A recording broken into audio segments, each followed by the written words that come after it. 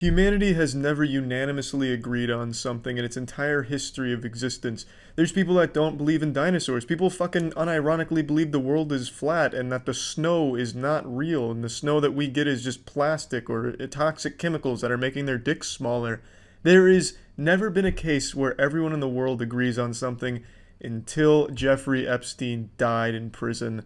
You see, everyone in the world pretty much agrees that he was killed. There's the huge meme, Jeffrey Epstein didn't commit suicide. Somehow, this has united humanity, at least in some small way, in the belief that Jeffrey Epstein's death was at least fishy. Now, what does that have to do with today's video of a boomer telling the worst lie that's ever been recorded? Well, it's because that boomer is Prince Andrew, and he's facing child sex charges in wake of Jeffrey Epstein's case coming to light. And here he is defending himself with the worst fucking lying I've ever seen. Everyone's lied. You know, I'm sure some of you have lied about eating the last cookie in your mom's cookie jar, but no one has ever told a lie less convincing than Prince Andrew's. She described dancing with you, and you profusely sweating, and that she went on to have bath, possibly. There's a slight problem with the sweating, because I have a peculiar medical condition, which is that I don't sweat. There's a bulletproof defense right there, Prince Andrew. Yep, you've really convinced us now. You could literally see on his face those old senile gears in his head turning, firing on all cylinders, turning on the turbo afterburners to come up with any excuse possible, and he drums up the dumbest fucking one imaginable. You could hear him stuttering like a child in elementary school who got called on to read a book out loud in front of the class, and then he comes up with, well, that can't possibly be correct because I don't sweat. Or I didn't sweat at the time, and that was, oh actually, yes, I didn't sweat at the time because I had suffered what I would describe as an overdose of adrenaline in the Falklands War when I was shot at. Well, there you have it. That's ironclad, watertight. Throw the whole fucking story out now. Clearly, this man is such an adrenaline junkie, such a seasoned veteran, battle-hardened, gladiator, warrior, championship monster man, fighting on the front lines of battle, eating bullets for breakfast for the sake of his country, and his body is no longer capable of producing sweat. An autonomic function of the body is now just rendered useless to this man's chiseled grease. I mean, it's laughable when you think that a man like him is capable of sweating after everything he's been through. To accuse him of something so mundane as sweat, it's laughable. Laughable. You know who else doesn't sweat, Prince Andrew? Reptilians. Something to think about. And I simply, it was almost impossible for me to sweat. And it's only because I have done a number of things in the recent past that I'm starting to be able to do that again. So I'm afraid to say that there's a medical condition that says that I didn't do it, so therefore. Well, science doesn't lie. To be fair, I also very rarely sweat, even if I work out really hard. Some people just sometimes have a hard time sweating. You know who's not one of those people? Prince Andrew. It takes one simple Google search to find thousands of pictures of this man sweating like a fucking faucet being turned on. This fucking boomer sweats more than a hentai lover in church. I don't know why he would tell a lie that is so easily thrown out by just Googling Prince Andrew sweat. It's fucking stupid, man. What a horrible goddamn lie. Do you know you didn't meet her, or do you just not remember meeting her? No, I don't know if I've met her. But no, I have no recollection of meeting her. That's gotta be such a sad question to get asked. Are you sure you didn't meet her, or is it possible you just don't remember meeting her because you're such a high-level fucking senile boomer? She provided a photo of the two of you together. Yes. Your arm was around her waist. Yes. You've seen the photo. I've seen the photograph. How do you explain that? I can't. Well, you can't argue with that. It's pretty useless when the question is just answered with a, I don't know. Like if my girlfriend came home, Charlie, why is there the crusty sock in the laundry room and pubic hair trimmings in the sink? I have no idea. I don't know who's done that, perhaps a burglar. He must have come in and trimmed his pubes in our sink and jerked off in a sock. Just not getting any answers out of him throughout the rest of the interview. It's just kind of boring from here on out. But I just really wanted to talk about the I don't sweat line. I don't know what the allegations even are against Prince Andrew. I don't know what he's accused of. All I know is that anyone in the world that's ever told a lie, which is everyone out there, can immediately recognize all of that leading up to the I don't sweat and the I don't sweat as a really shitty lie that anyone would be embarrassed of. That's the kind of lie you'd tell in high school and lie awake at night just cringing about into your 30s. Yeah, it's like, and the way he gets to it with the stuttering, sounding like Patrick Starr going about Man Ray. I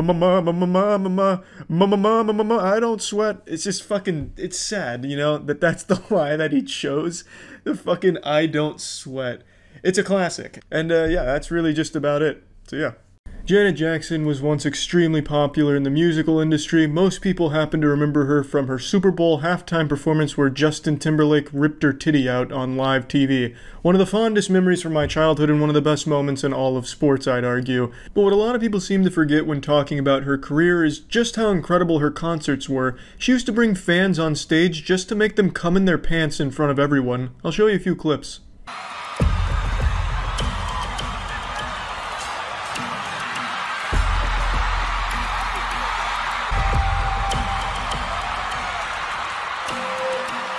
He looks like Darkside Phil when he left his webcam on while he was masturbating. This dude is in pure ecstasy right now and he's already filling his pants, just getting strapped to the apparatus. This is the face of a satisfied man that has really made the creamy wetness happen immediately.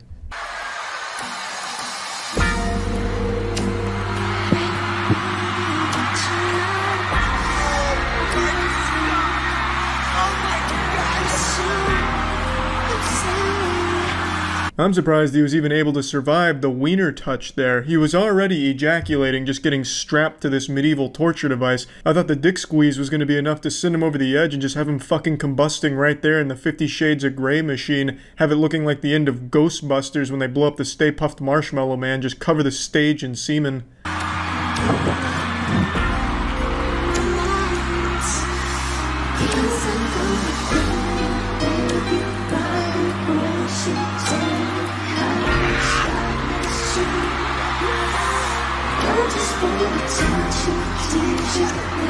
That was bold positioning from Janet Jackson right there. She put her head right between a bullet and a target.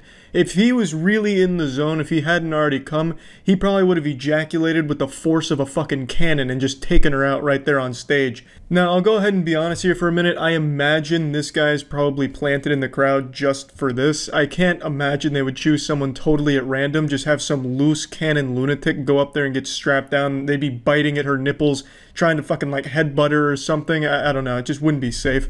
But maybe I'm wrong and it truly was a random selection. But there's 3 of these that I'll show you and it all kind of plays out similarly.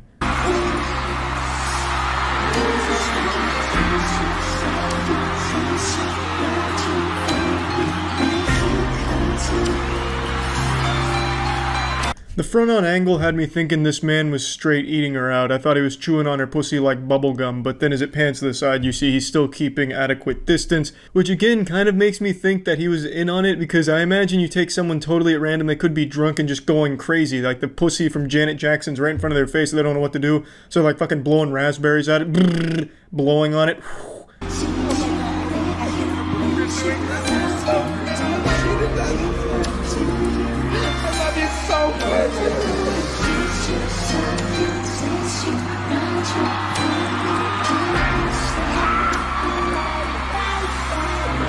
This is what concerts are all about right here.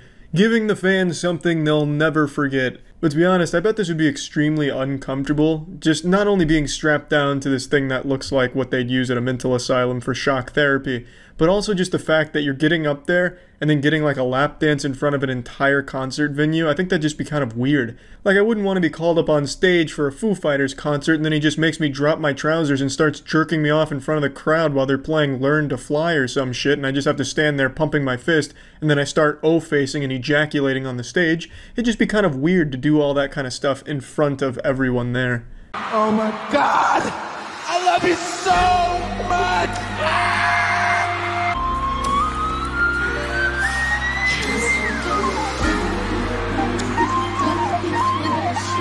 And this is where that gentleman died. He died doing what he loved, busting some fat nuts. Now let's go ahead and tune into another performance of this with a totally different person.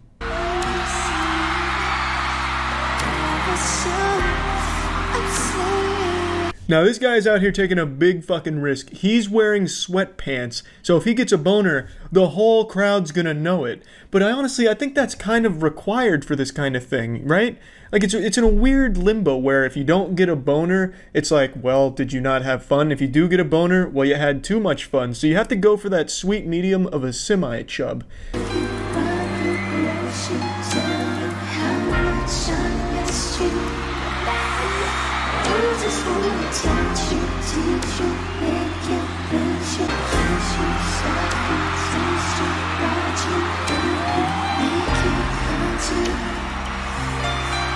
Unfortunately, the choreography is exactly the same. Janet Jackson does the same moves in all of her performances of this song. The only differences are in how much ejaculate is propelled into the pants and also what pants they're wearing.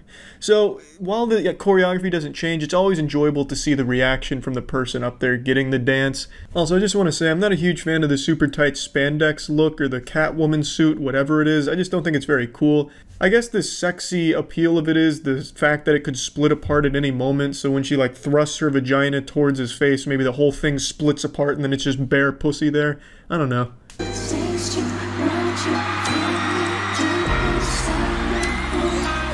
That reaction right there kind of just sums it all up. Just wiggling a fat nut right out of the penis. That's what Janet Jackson's concert performance here is all about, baby! Let's see another one.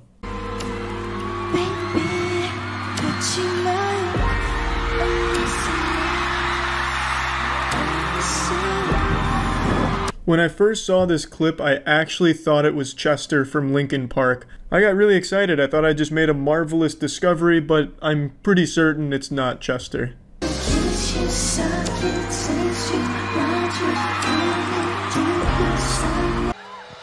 Thank you. Now that is a gentleman, super polite, thanking her for all the hard work she put into making him bust, and I just think that is just such a stand-up thing for him to do, and especially in front of the whole crowd promoting good manners. I have nothing but respect for that, and what an incredible performance from both him and Janet. Great work all around, and I think it's about time we bust out the old cum contraption over here again. Let's start strapping some young men up to that thing and making them ejaculate in front of the crowd, huh? I think it's long overdue to bring back this trend.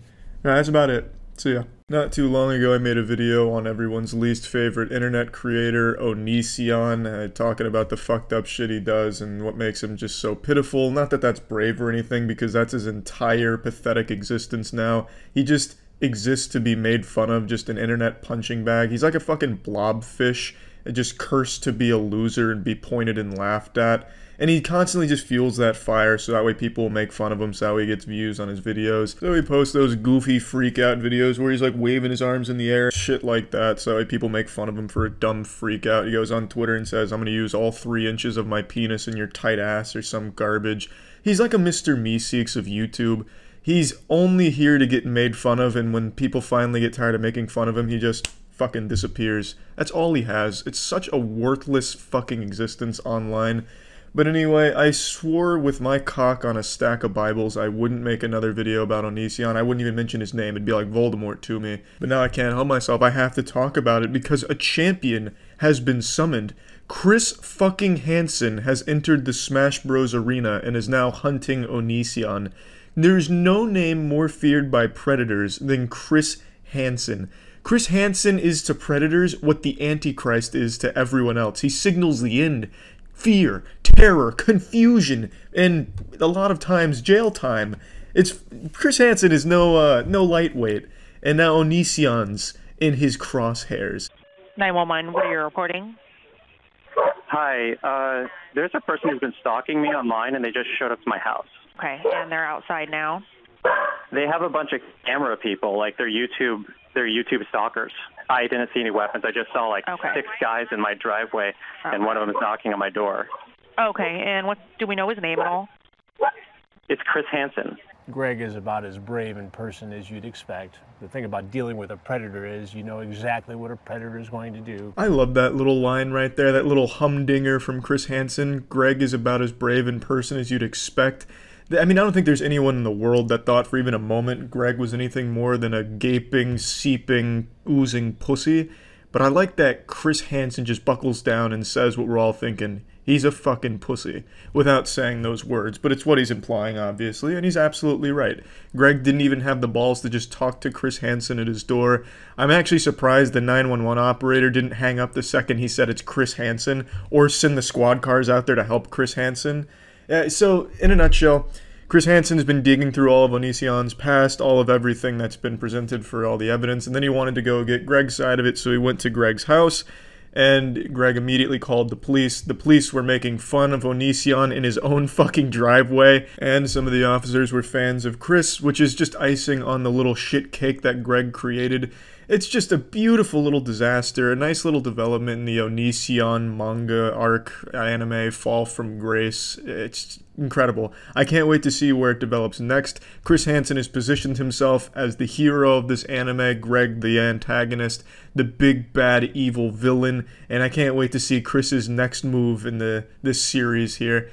Again, I don't want to talk about Onision, but this shit right here had me smiling from ear to ear, just to watch Greg not even pretend to be a tough guy, immediately call the police, only to have the police show up and start making fun of him on his own property. Like, it's beautiful. That's fucking beautiful. He's as big a loser in real life as he is on the internet. That's incredible. That's crazy, and exactly what that kind of guy deserves. So yeah, just wanted to talk about this briefly. That's about it. Wishing you the best of luck here, Chris Hansen. Godspeed. See ya. Former governor of Vermont, Howard Dean, literally ruined his career over the Dean scream. Wow. We actually have an old head in here. The Dean scream is what Chappelle, back in the early days, made an entire skit based off of. We're going to Oregon! We're going to Vermont! Ah! And then Chappelle made an entire skit out of it. His career ended on the spot. That is a classic, which is so stupid. It's actually... I'm going to play it. I'm going to play the clip. What was his name again? Dean... I'll just do Dean Scream. It's crazy to think of this now because at this point, this guy would get 1 million Twitter followers overnight and become a TikTok sensation if he did this right now. But this ruined his entire political career. This one moment. This one goofy scream. And you know something? Tell him, Dean. You know something? Or Not only Howard. are we going to New Hampshire, Tom Harkin, we're going to South Carolina and Yep. Oklahoma Yep. and Arizona and North Dakota and New Yes. Mexico. And we're going to California and Texas and New York. And we're going to South Dakota and Oregon and Washington and Michigan. And then we're going to Washington, D.C. to take back the White House.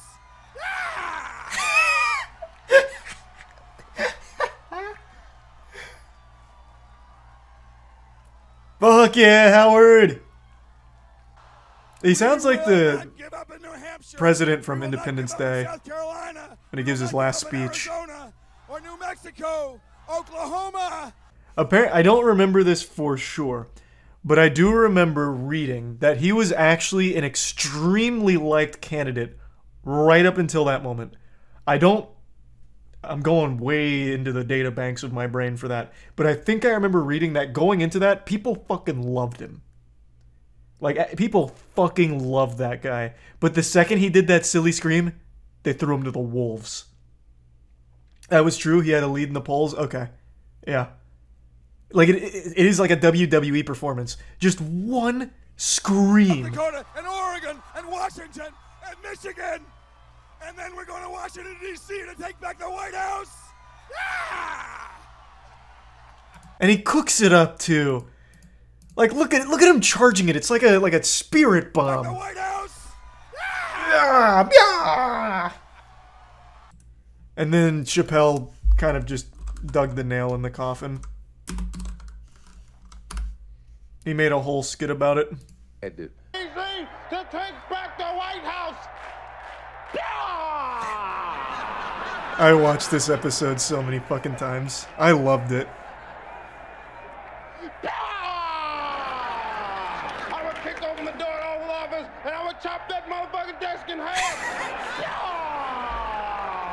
I can imagine Howard watching this skit with tears in his eyes. Just one scream. Ahead of his time, though. Like I said, if he did this today, he would be extremely popular for it, and he'd get a lot of new fans. Is he alive? I don't know. I always just assume when I stop hearing about, like, big celebrities that they're dead. It's a bad habit of mine. I just assume that the reason I stopped hearing about them is because they died. He reprised his speech in 2016, no scream though. What's the point then? Here's what I say. I think Howard Dean should get the cobwebs off.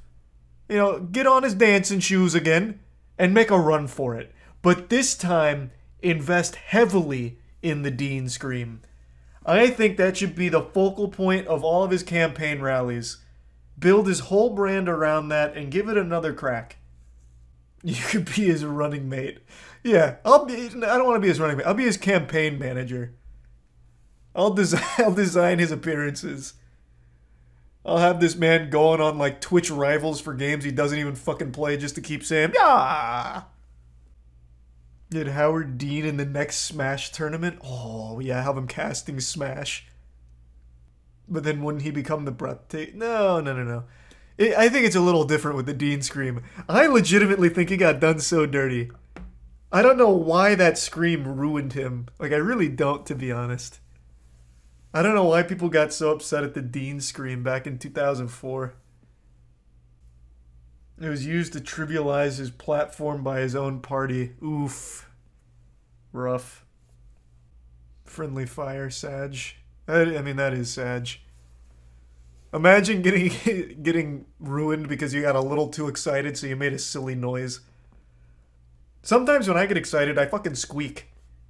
Like, my actual throat, like, makes a squeak that comes out. It sounds like a dog toy. I could never make it in politics if you get fucked for something like that. I'd be out in the first debate.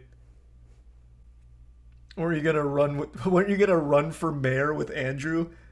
No, I just thought that was a really silly idea. Of course I wouldn't actually fucking run for mayor. They sampled the Dean Scream in Breaking Bad. Oh, really? What? When? I don't remember that.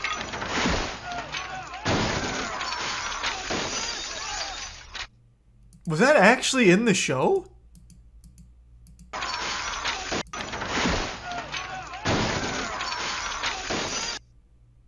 Wait, what? That...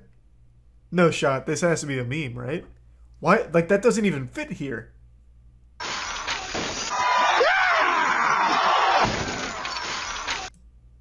Nah, no shot. That's definitely just like a meme. Find another clip. Good idea.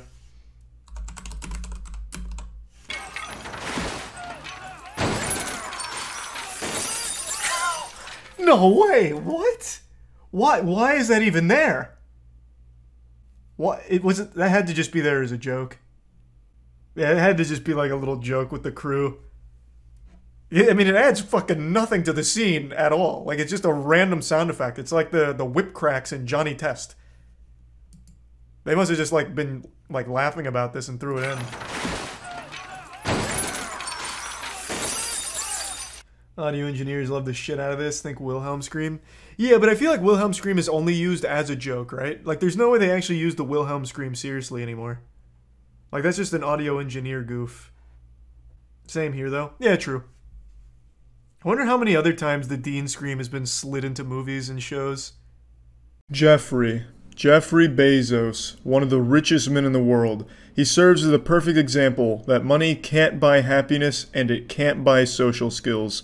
This dude is a walking cringe compilation. Now, he hasn't always been this way. I remember a couple of years ago there was a blackmail attempt where someone had pictures of his bulge. I don't think it was full-blown nudes, like they didn't have his full cock and balls wiener exposed or anything, or like butthole pics or anything like that. I believe it was just his bulge, and they were threatening to release it. And he's like, yeah, go ahead and do it, pussy. I don't care. He had this like fucking turbo Chad stance. He's like, yeah, go ahead and show the world my massive penis. Oh no. And I was giving him like a round of applause. I was like, damn, what a way of handling that. But now, ever since he went to space, he came back like a super cringe master. Now, of course, most of you are going to remember like a month ago, he had this beautiful speech the first time he went to space, where he thanked all of the Amazon workers and customers for paying for his space trip. I want to thank every Amazon employee and every Amazon customer, because you guys paid for all of this. So seriously, for every Amazon customer out there and every Amazon employee, thank you from the bottom of my heart. I don't know about you, but as a man who's used Amazon before, I had tears in my eyes, finally getting a little appreciation for my hard work here and my shopping habits. I was listening to this, pumping my fist like, yes, Jeffy B, glad I could help. You know, I think this is up there with one of the best speeches of all time. In the same conversation as something like JFK's "We choose to go to the moon" speech. This was just so powerful, and it's incredible that Jeffrey Bezos, in all of his wealth, still finds a way to be so down to earth.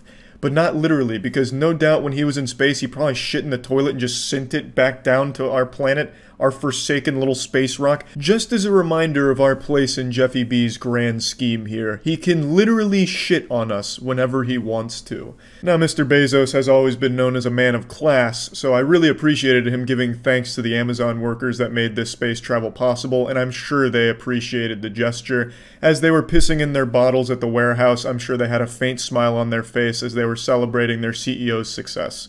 Now, this is not the most recent thing he did, but I just thought it was worth mentioning because Jeffrey Bezos has become the fucking spicy cringe deity supreme.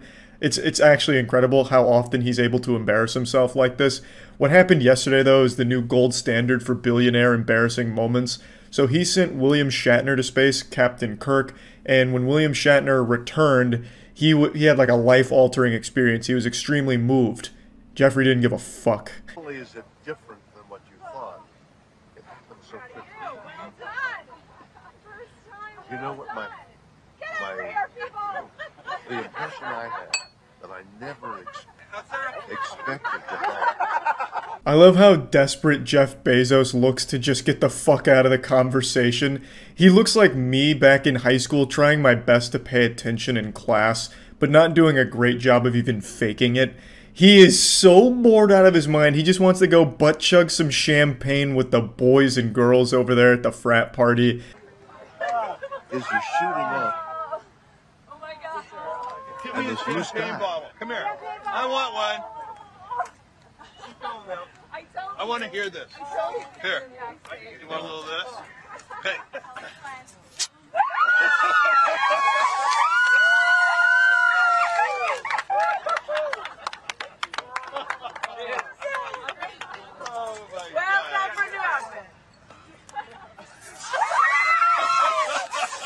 The champagne showers have begun. Smiles all around. William Shatner taking in the moment clearly. Yeah, William Shatner did seem like he was having a good time.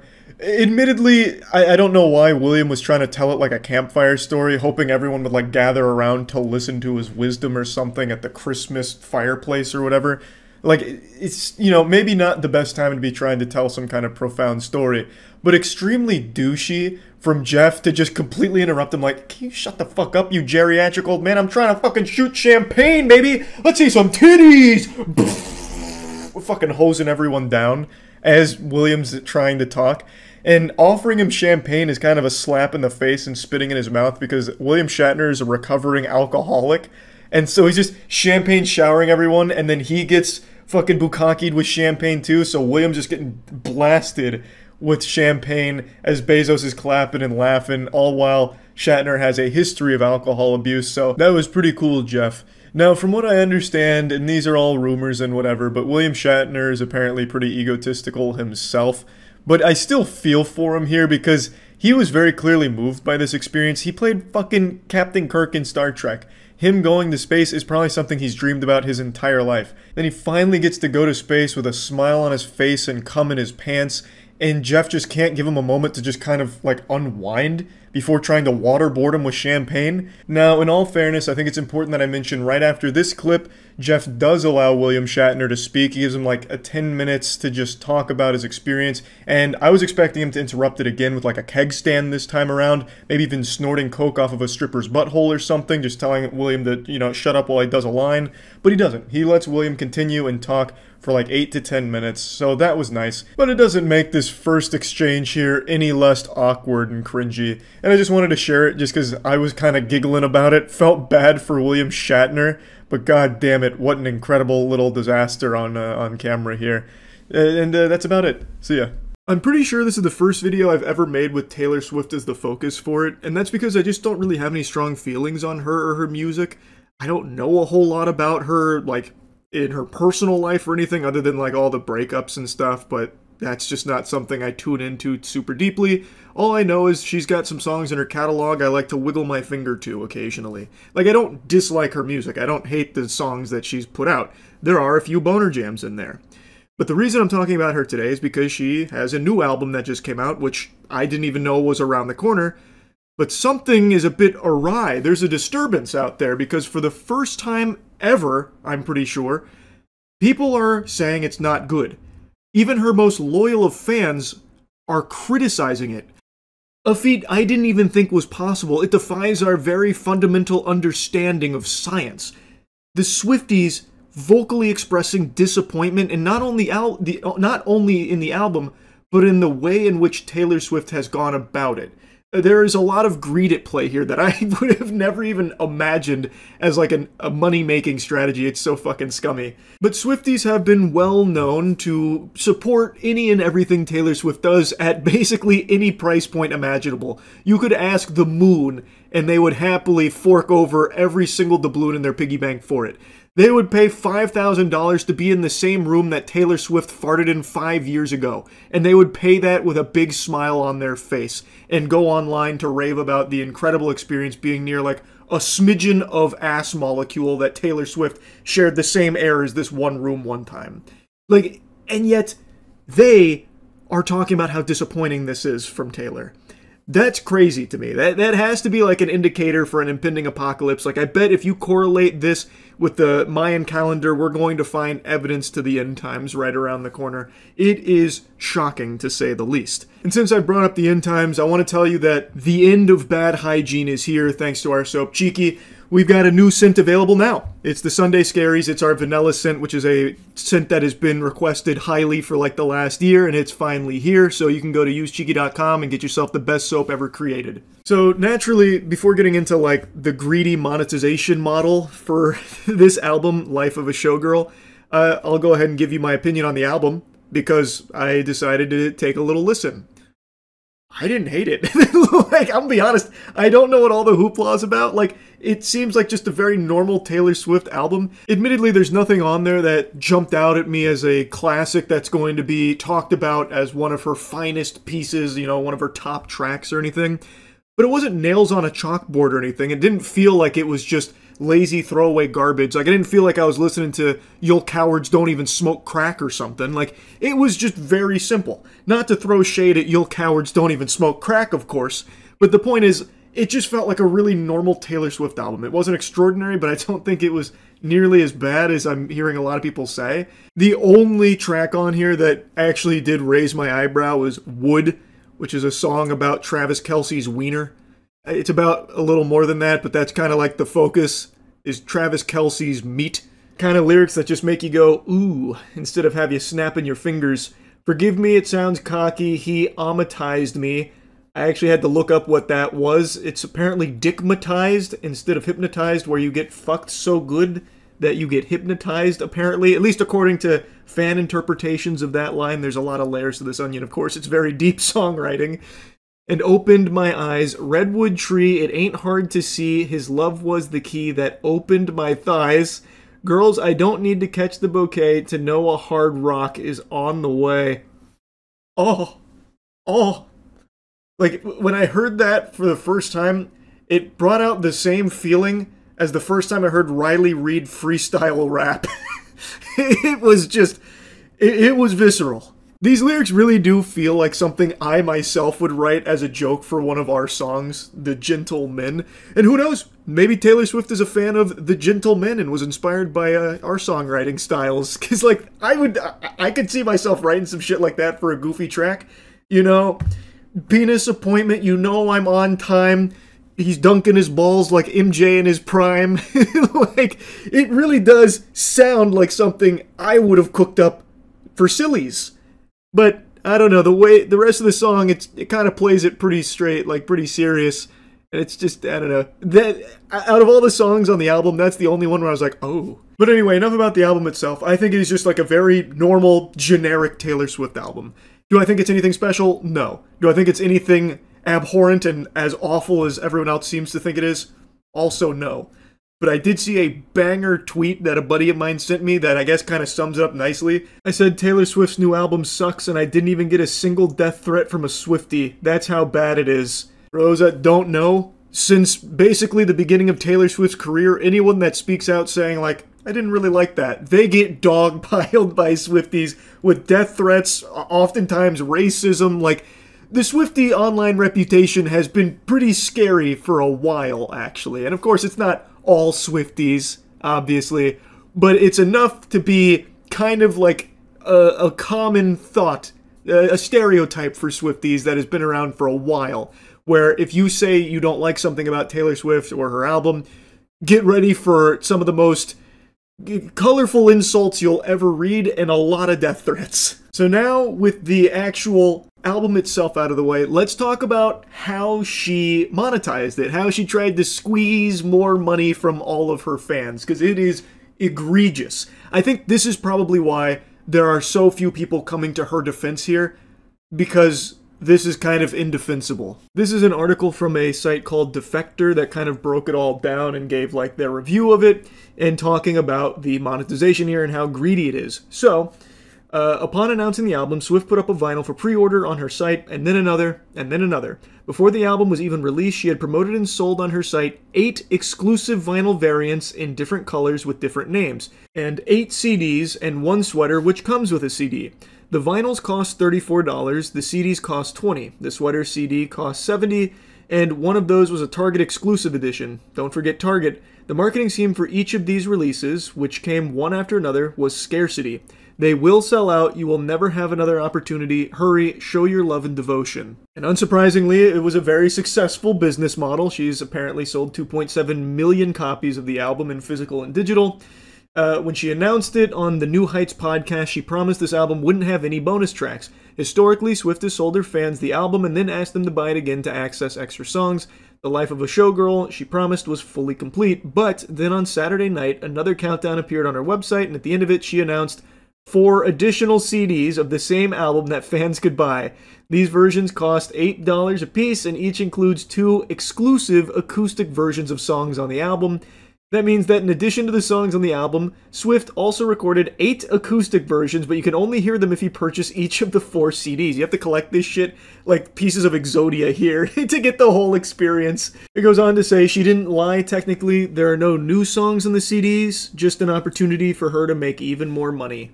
So the songs aren't new, but they're a different recording of the same song, a different way. There's really no way of justifying that. The whole purpose is just to squeeze more money out of the audience because she knows they are going to lap it up 100%, and they are. Like, it is still making tons of money, even though it's not being received overly positive. Another thing they're putting her feet to the fire for is apparently using AI in this new album rollout. So it's pretty clear that this is big time money making mode here. This isn't really about the artistry of her craft or anything.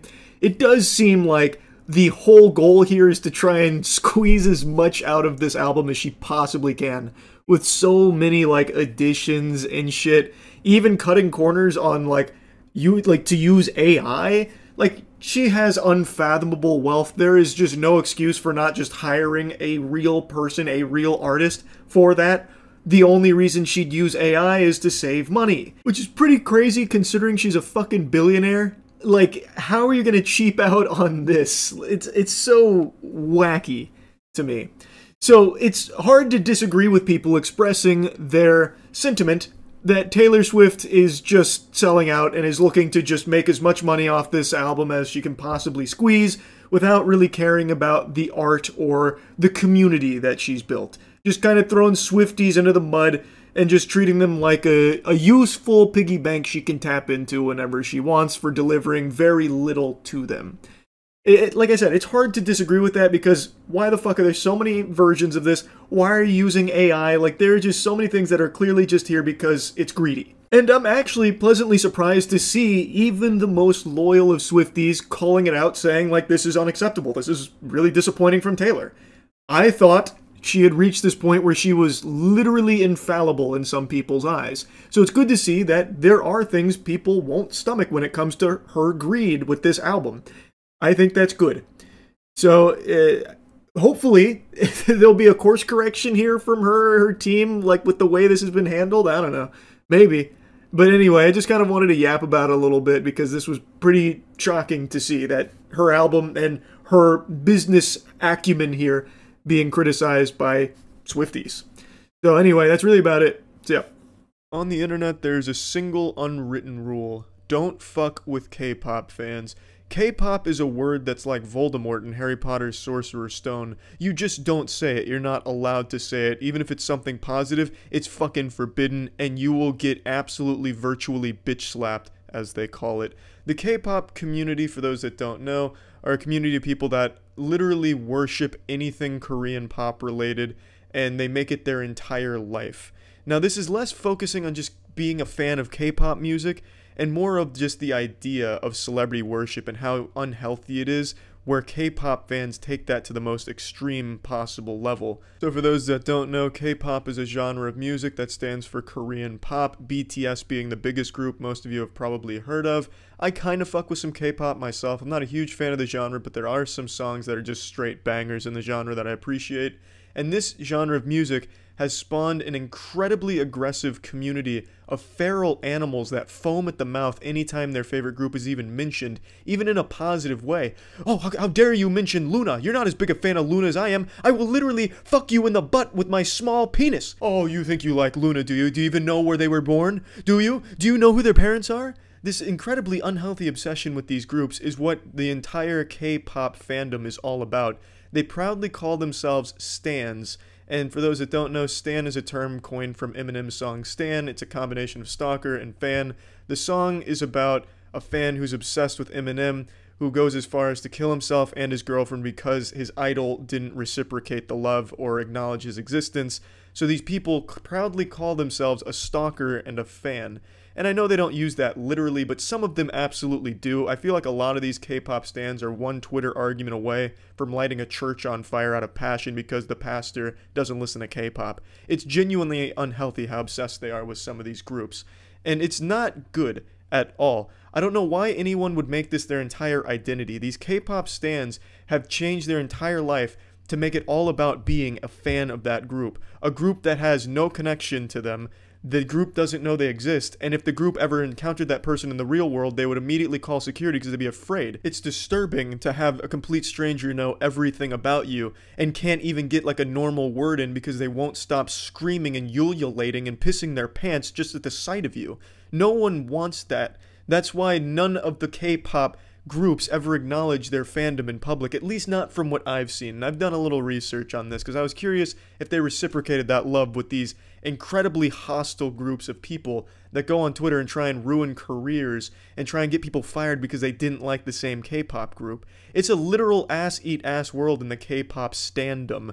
It's a cannibalized society. They eat each other. They genuinely fucking eat each other, ripping nipples off, jerking dicks off. It's fucking crazy how insane the K-pop stan community is, and it's mainly on Twitter. That's where we'll focus on most of this. When you even make a tweet with K-pop in the title, you are getting shit. No matter what you've said, you are getting a shower of shit.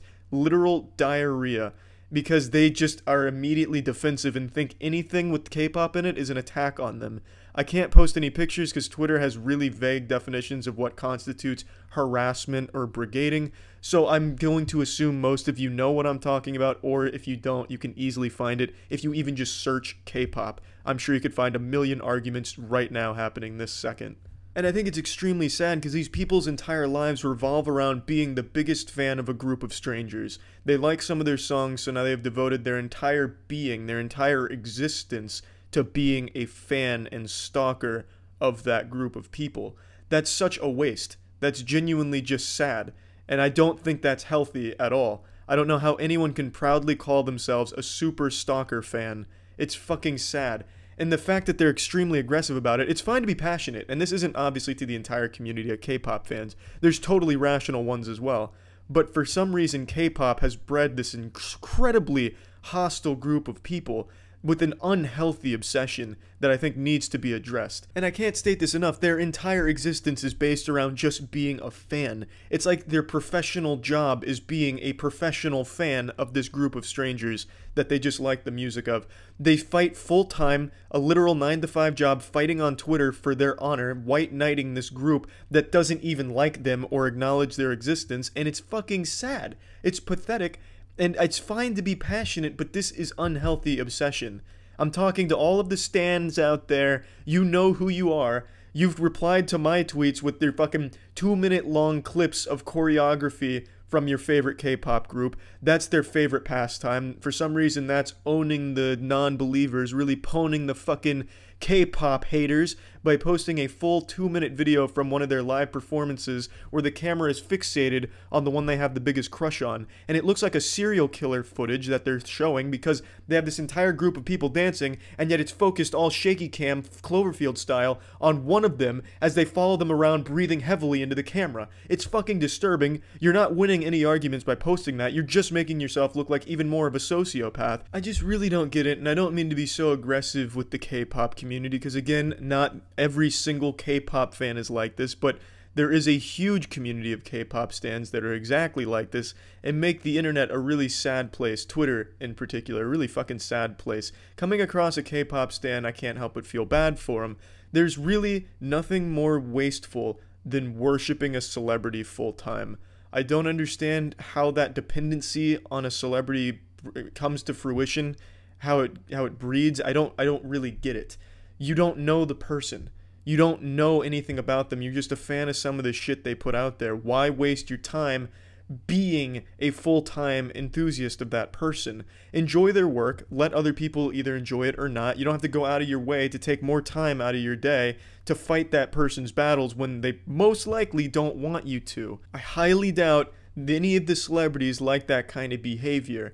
It genuinely, like, I guarantee if the K-pop stans and the K-pop group ever got together to do like a meet and greet, like the K-pop stans on Twitter and then the actual group, if they got together, it'd be like a scene out of the first season of The Walking Dead where the K-pop stans literally eat the group alive because they love them so much and they don't know how to control themselves. They would literally feast upon the flesh of their favorite group out of a crime of passion. That's how fucking deranged they are, or at least that's how they act on Twitter. It's so fucking strange. And I feel like the K-pop enthusiasts are going to lose their goddamn mind just even knowing I said these things about them. But you need to take a moment of self-reflection and calm the fuck down. Enjoy your K-pop group. Enjoy whatever the fuck you want.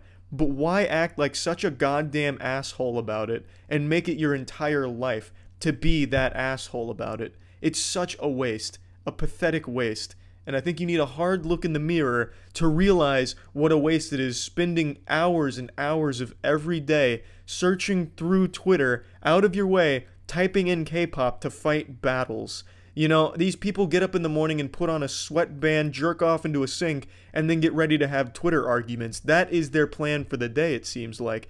These people come locked and loaded, ready to just go as far out of their way as possible to find a tweet with 1 comment on it and 5 likes and start fighting them about K-pop. It's nuts. It's absolutely nuts, and it's fucking scary. It really is. And that's all I wanted to bring up. K-pop fans and celebrity worship scare me. That's the whole point. And I think if you're a K-pop stan, you need to take a moment and calm the fuck down. That's about it. So yeah. The things people get mad about on Twitter always blow me away.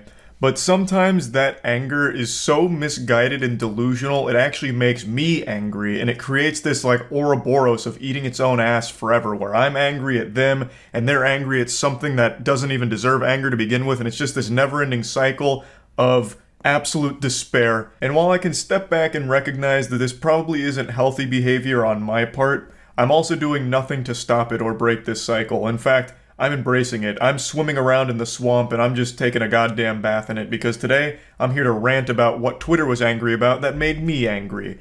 And that was a viral clip from a couple days ago where James Cameron refused to sign some shit from people that ambushed them outside. People were all up in arms, soiling their little diapers and going crazy about how James Cameron's ego needs to be checked. He's such a fucking douchebag for not signing those fans' autographs and this and that. And they didn't stop to think for even just 1 second that those weren't fans that were just shoving all kinds of merch in his face for him to sign. They were resellers. They were scalpers. They were fucking parasites. And James Cameron had every right to decline signing that shit because nobody likes resellers. Like, that's not a hot take. So I'll go ahead and play the clip now, and then we'll dive into it a bit deeper. I went over it on stream, so I'll play that, and then I'll come back in here so we can digest it even further. Oh yeah, I pulled this up because I saw this making the rounds on Twitter with some absolute terrible takes. I guess I'm curious, what does chat think of this? James Cameron swears at fans after they beat him for not signing autographs.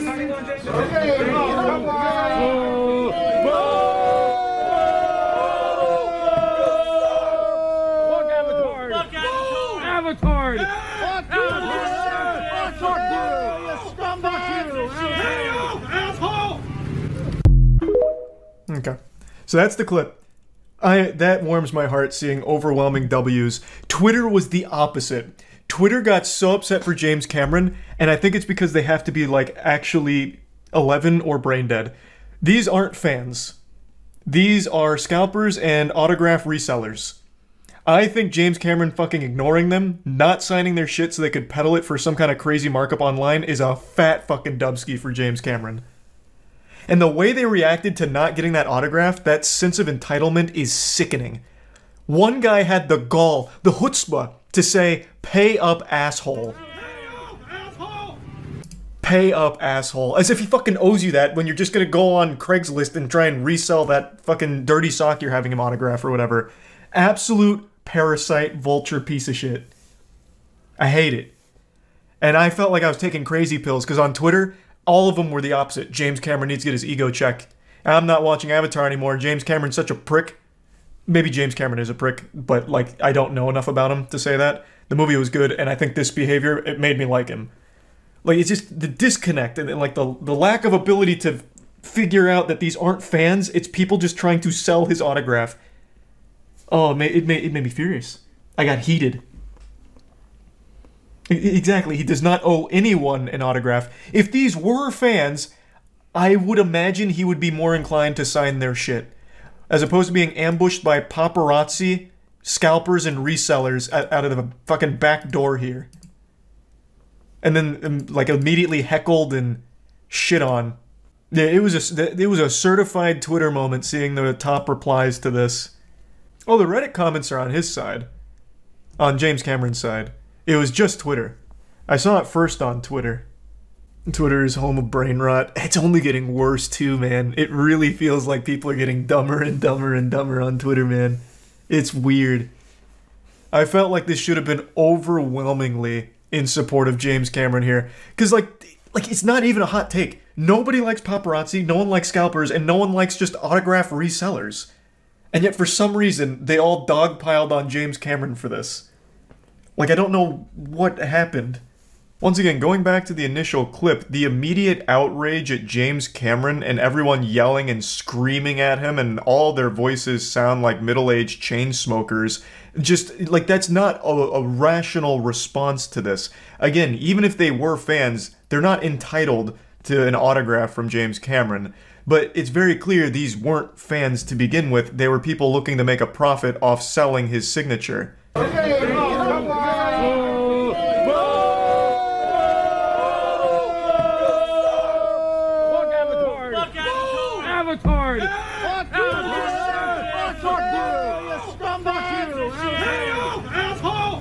This response actually just sounds like your local Beef O'Brady's when they announce they're out of Miller Lite to serve during a Monday night football game. It's very clear these aren't fans. They just saw this as a payday where they had the dollar signs in their eyes. When James Cameron came out, he'll sign their shit and they'll go turn around and sell it for a huge markup to actual fans of the series. Like, they're just pieces of shit. And I'm pretty sure the guy that's filming this is the one that keeps saying "Avatard." He's very proud of that little zinger that he came up with because he says it like 3 times. He just keeps saying "Avatard." And I know some people were like, oh, James Cameron took it so far with giving them the finger. Man, fuck that and fuck them. I think that's a totally reasonable thing to do. As you're driving away, just hit him with one of these bad boys. Maybe even the double whammy. Like, I think that's totally fine. And again, it's important to remember, he doesn't owe you shit. Even if you are a massive super fan who took an entire night off of work in order to ambush him because you found his GPS location through a fucking UAV or something. Like, even if you were a big fan that just wanted an autograph for your own personal use, he doesn't owe that to you, and you can't be upset if he declines to sign it. Being disappointed is a totally normal thing to respond with, like, oh man, I would have really liked that autograph. But this kind of, like, absolute, like, immediate uproar is craziness. It's because people just realized they spent money to, like, Uber there or whatever, and now they're not going to be able to sell his autograph online, so that realization's setting in and they're lashing out like little children.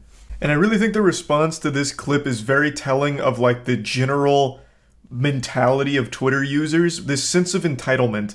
Like, they truly believe that even if they were real fans, James Cameron should do everything for them. He should bend over and let them suck his fart out of his butt, like, if they asked. They have this belief that everyone around them is props for their own world. Like, they are the main character, thus everything should be going their way, and when it's not, they get angry. I think that's, like, the general, like, headspace a lot of people on Twitter are in. So they saw this and got offended that James Cameron didn't sign this merch. Without ever even considering the possibility that these weren't fans, they were just trying to capitalize off that signature so they could make fucking $200, $300 or whatever that's going for online. Like, it's just, it's silliness, and it made me upset. It got me heated. It got me steaming a little bit. So I just wanted to talk about this a little bit, and that's about it. See ya. The most hated artist you probably recognize. These paintings make my corneas hurt. I'm ashamed that this artist lived in my former hometown. The George W. Bush of art. Worthless. They make me want to puke. They are false works. They are awful. The worst paintings I've ever seen, and they will haunt me for the next half an hour. Those are all real quotes from comments, reviews, and articles concerning one artist and his work. Gee, these paintings must be pretty bad then, It's Damien Hirst, what are isn't they, it? Pictures of babies eating each other alive? The scatological scribbles of a lunatic? No. These are the kinds of paintings those quotes are referring to. Now, if you're like me, you might be a bit confused. Why these are works by the late artist Thomas Kinkade. God damn it. You could make a very good case that Thomas Kinkade was the most successful artist in the 21st century so far. His works can be seen on mugs, t-shirts, calendars, and probably somewhere in your grandmother's living room. Thomas Kinkade's own company claims his work can be seen in 1 out of every 20 American homes. And at the height of his career, his company generated $130 million in sales in 1 year. Now I could totally see I hate Thomas Kinkade with every fiber of my being. Channel that energy to someone that deserves it, like Damien Hirst. With liking Kinkade's paintings. But, in my opinion, there is something wrong with people that like his paintings. Yeah, that's basically the same thing. What could have possibly prompted such venom from a few cottage paintings? What you'll find is that the reason for this hatred may have less to do with the art itself, and more to do with matters of taste, the art world, and even as you saw in the last comment, politics. Today we'll learn about the many reasons to hate. Well, this sounds interesting. I don't know why more people don't hate people like Damien Hirst and Jackson Pollock. Their work is the most awful dog shit ever. Before his business adventures, Kinkade worked in background painting for an animated film. As far as the actual technique goes, for the most part we used a simple technical procedure. We'd just start out with a big wide brush and lay the thing in. Very scrubby at first, and then as we went, we'd gradually tighten the strokes. Painting always impresses me, because it's so fucking hard. And it worked. There are people who were it looks fine about these paintings. Clearly many are willing to pay for reproductions, and many collect them religiously. The people who buy them are glad to have them. They find comfort in them. It is estimated his business brought in $100 million in revenue annually. Art is always subjective. Yeah, until it comes to Damien Hirst or Jackson Pollock, then it is objectively dog shit. You'll find a lot of negative reviews that use the word kitsch. This word appears everywhere. Kitsch, kitsch, king of kitsch. But what is kitsch? My first vague understanding of the word was something that's popular but also poor quality. The Oxford Art Dictionary attempts to define it as objects or design considered to be in poor taste because of excessive garishness or sentimentality, but that might be too narrow. According to cultural critic and philosopher Walter Benjamin, kitsch is, unlike art, a utilitarian object lacking all critical distance between object and observer. God, these people are so fucking pretentious, it hurts. It hurts. Effort. Pretty much any art that looks like it takes talent, people don't like in the art industry. I guarantee you Damien Hirst, Jackson Pollock, all of like your most famous artists, like more modern artists, I guess Jackson Pollock doesn't fit into that. I guarantee they couldn't draw a single person's face. They couldn't paint a single thing that looks like anything. It's just abstract dog shit that even a child could make. Yeah, I remember Bob Ross was shit upon by most like fart-sniffing artists back in the day. I do remember that. Again, anything that looks like it has any form or shape to it, or anything that looks like it took time and effort, is very frowned upon in the community. Thomas Kinkade has been... He looks like such a wholesome guy. Norman Rockwell, mainly because of his appeal to American values and usually cheerful scenes. Some have even put both their work into the same dreaded category of kitsch. But I think a more fitting comparison is Bob Ross. Ah, boy wonder. Now, I love Bob Ross. I mean, who doesn't? But I how could you really not? call his work challenging. In fact, one can make the case that it is kitsch. No, the significance of Bob Ross is not really his art, but the hundreds of PBS videos he made painting that art. Bob Ross was... I've had a really cool idea for a while. Someone in the chat just reminded me of this. I thought it would be a really interesting idea if I did like some dog shitty Damien Hirst, Jackson Pollock style art under a pseudonym, and then just had like a really wealthy person I know buy it for an absurd amount and I just give the money back, obviously, but making headlines just to get that name out there and see if I could get some real, genuine, stupid, rich assholes to buy my work. So I was wondering, it's something I've been thinking about doing, but I need to find who would do it. I was gonna try and ask Gronk about it, but I just feel like he really wouldn't. I don't think he'd want to, but I really think it's a good idea, because most of these big artists like Damien Hirst are big because they know rich people that buy the fucking art from them for money laundering purposes. And I feel like you can replicate that if you just know someone with a lot of money. Isn't that illegal? Yep. But that's how all big modern artists start. Look up Damien Hirst's history. He doesn't even make the art himself anymore. He has people paint the polka dots for him. But he sells it as his to people he already knows. The painter of light. Wouldn't saying this out loud fuck you in the future? You like his no, you'd never know it's me. I'd have a cool pseudonym. Not something I would consider a remarkable use of Bramian Burst. These guys, Cade was also not shy to talk about his Christian beliefs and conservative family values. The prominent light so often seen in his paintings, he said, represented the light of God penetrating the darkness. The #1 quote critics give me is, "Tom, your work is irrelevant." Now that's a fascinating comment.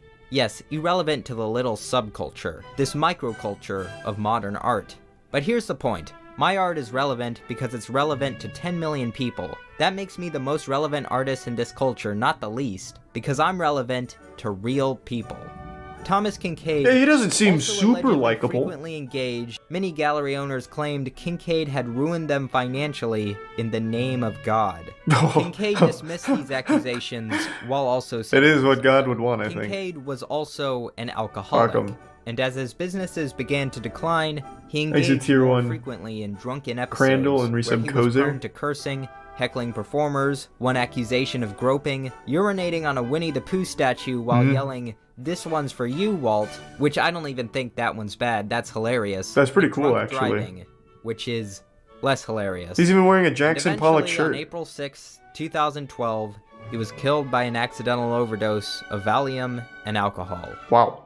If you're still wondering how people could hate a Thomas Kinkade artwork for political reasons, well, it's because the artist himself politicized them. That's how you can get articles like Thomas Kinkade, the George W. Bush of art.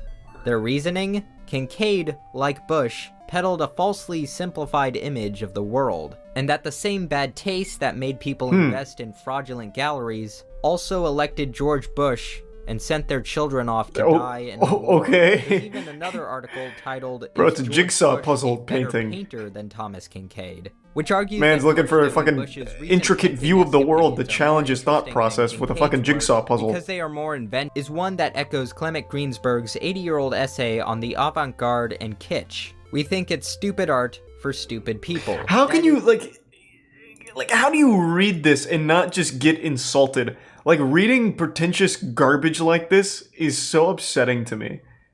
Like, you can say the same thing without looking like a douchebag. And then, of course, this. We think it's stupid art for stupid people, yet people paying millions for Jackson Pollock's absolute trash. I always go back to Jackson Pollock and Damien Hirst, but there's millions of others.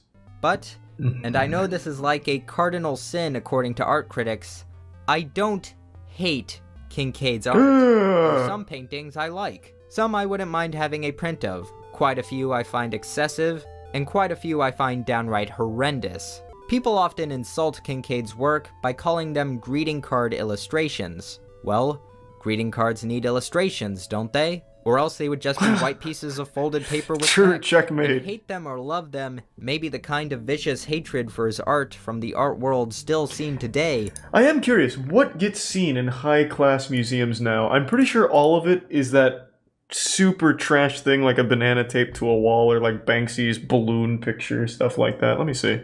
What is like the most modern art exhibition that just happened? There's got to be something for 2021.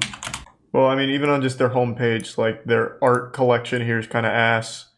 Looks like these kids did this. Looks like they vandalized an art piece, but this is apparently the piece that's on display. Like this is the cool art, I guess.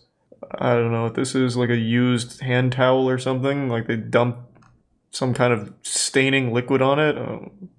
Wow. They're doing a good job here. Ah. Sewing as the world ends. I wish that I had sailed the darkened seas. I gotta really stop and digest this one, actually. There's a lot going on here. It's everything that it's not saying. And that's what makes it so powerful.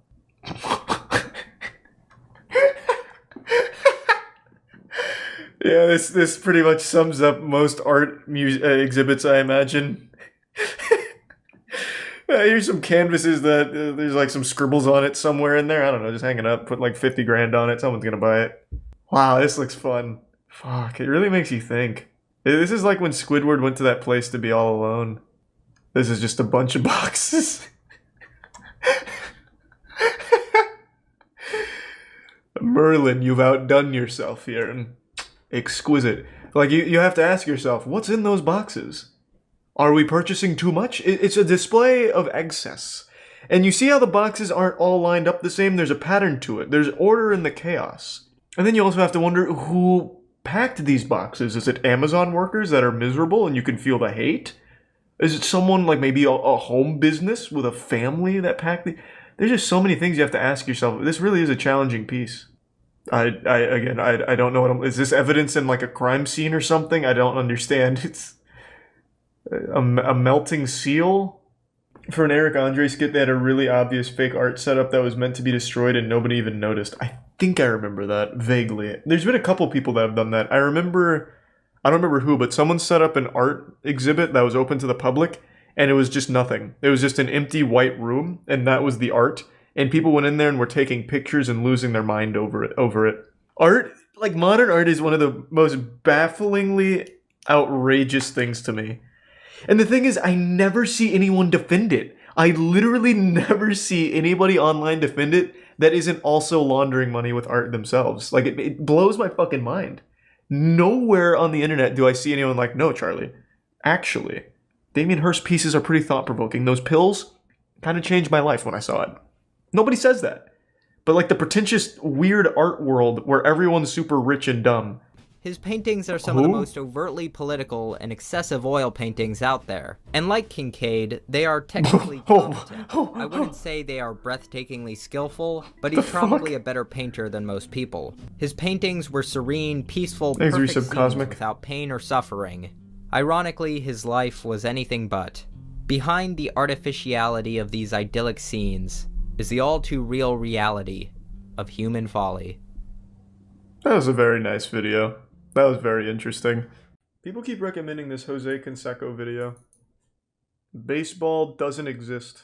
He's introduced the game's biggest stars to steroids and then told on the game's biggest stars for doing steroids. He's been called a liar, a cheater, a drug addict, and a wife beater. He's fought a man who's 7 feet tall, and he's fought a man who's 5'6". He's been to prison, he's lived in a garage, he's been on reality TV shows, he's written 2 New York Times best-selling books, and has even claimed to have met aliens. Jose Canseco has done it all, and he's done it weirder than anybody in baseball history. Shortly after Jose Canseco was drafted, that's right, for an entire series of games, he didn't hit, he didn't field, he didn't do anything. He collected bats and balls, and was laughed at and made fun of by teammates It's and an coaches important position, though. This was enough Someone's got to do it. Canseco to he gained 25 pounds of muscle that offseason, came back to baseball, and quickly became the Athletics' #1 prospect. Probably be one of the very few, if not the only... Wait, is that true? For $5,000, you can hunt Bigfoot with Jose Canseco?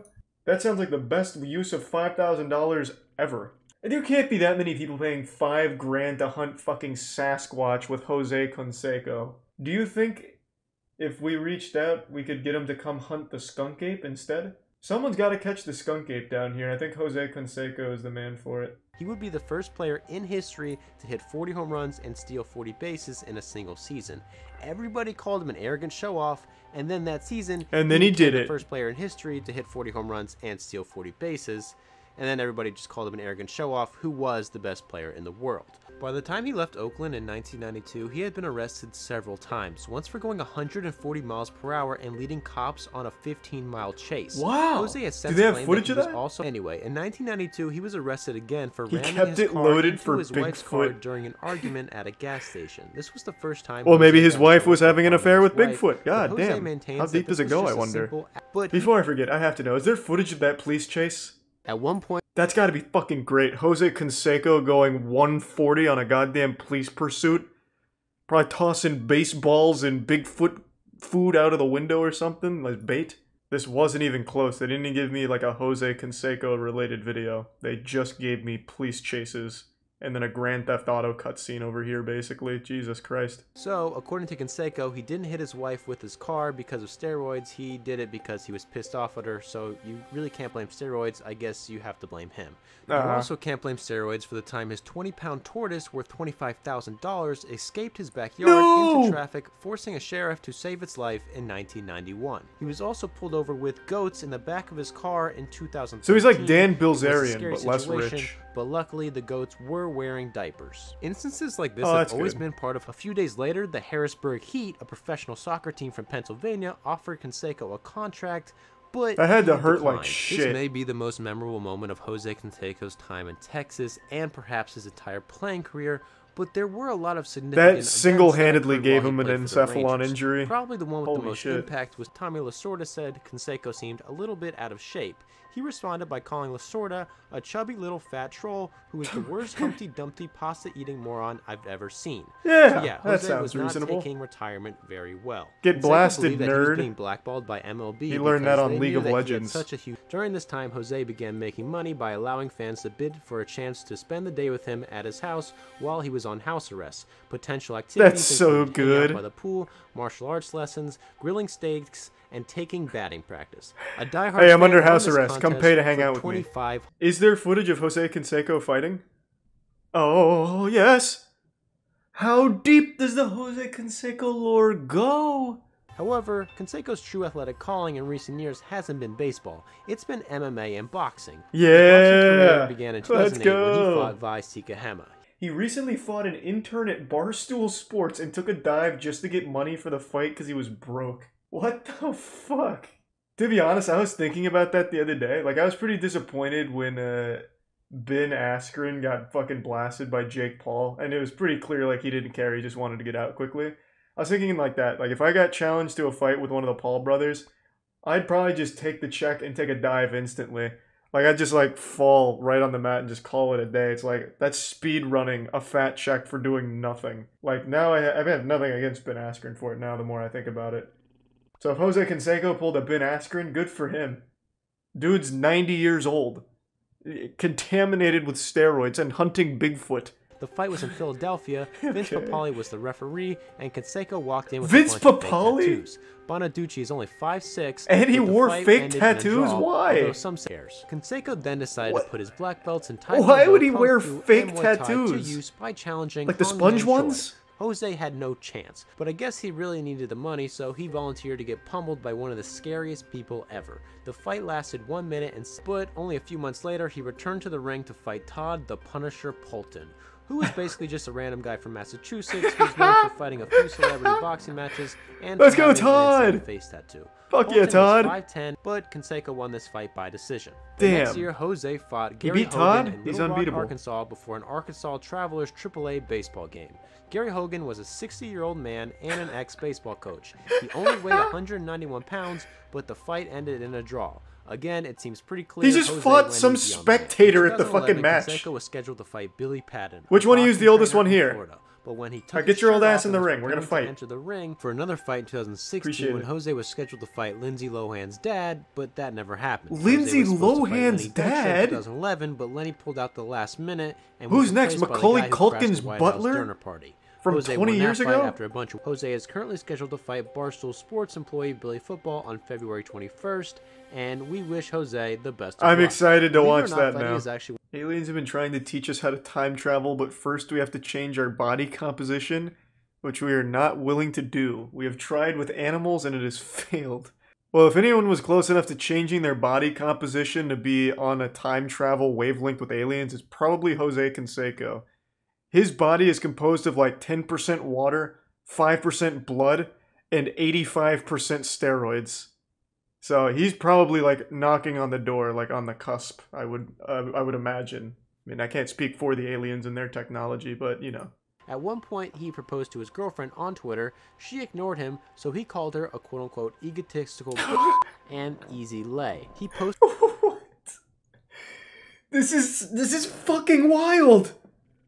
He proposed to his girlfriend through Twitter, got left on red, and then immediately just went on like the Reddit nice guy shit. You bitch! How dare you! Wow. Mark McGuire refused to show up because Canseco was there, but Jose apologized to McGuire anyway, and things worked out for Canseco. He was hired to be part of the Oakland broadcast team in 2017, but was asked not to return the next season after a series of tweets about sexual assault. And that's basically... What? I see the difference, I guess, because I was a good-looking guy and these politicians look like a bag of boogers.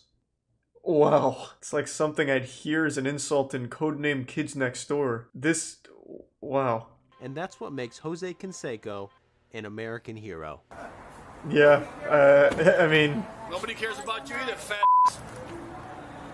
You got no balls, that's what you're gonna say to my face. This is crazy. Human feces. That was a lot more interesting than I thought it would be. This is the second baseball player that has the craziest fucking lore. What was the other guy's name? Paul Hamburger or something super American? What was it?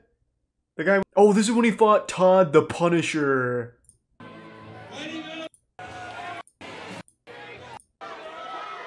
Let's go, Jose! No one's ever fought Todd and lived to tell the tale. Let's go, Todd! Has Todd ever fought before? Ever? Even, like, by accident one time? Let's go, Todd! This is where we make our comeback. He's going for the rhino charge. Come on, Todd!